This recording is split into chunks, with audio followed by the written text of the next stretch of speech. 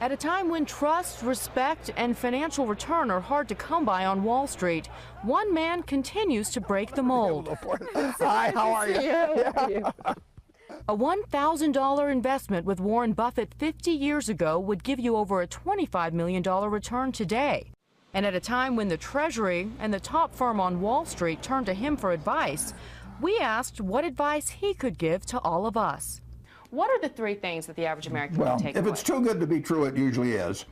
Always look at how much the other guy is making when he's trying to sell you something, and stay away from leverage. Nobody ever goes broke that doesn't owe money. A long, long time ago, a friend of mine said to me about leverage, he said, you know, if you're smart, you don't need it, and if you're dumb, you've got no business using it. Buffett is famously known for his love of bridge, so we asked him, can the game make us rich? What aspect of your bridge game do you use in your investment strategy? Well, I'm not sure, but in bridge, everything anybody does or doesn't do, you're drawing inferences from, including your partner and your opponents. You're working with the partner. I mean, if you don't work well with partners, you're not going to have a winning bridge team over time. And everything you've learned from the past has some utility on the next hand you play, but the next hand is, you'll never play it. You've never played it before, and you'll never play it again in your life. But on the other hand,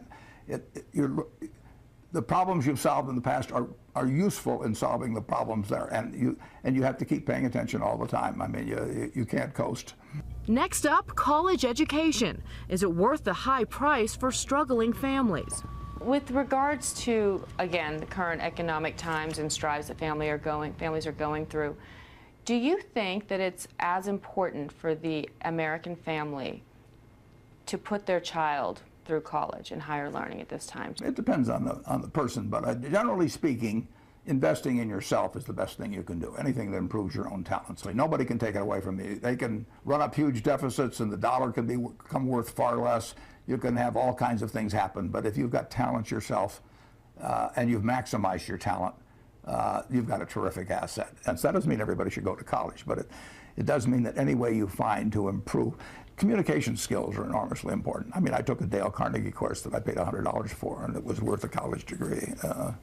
At least I thought it was. Maybe this interview will convince people otherwise. No, not at all. And while he'd be forced to deduct less from his charitable donations, the world's largest philanthropist is also breaking ranks with many of his fellow billionaires by supporting the president's stance on raising taxes. We need more taxes, too. If people are deterred from making a contribution because they only get a 28% deduction rather than a 35%, when they've had their capital gains only taxed at 15% against a much higher rate in the past, I would say that, you know, you're going to hear from people who say they're going to withdraw giving billions, who in the past have probably given $12.86 or something of the sort.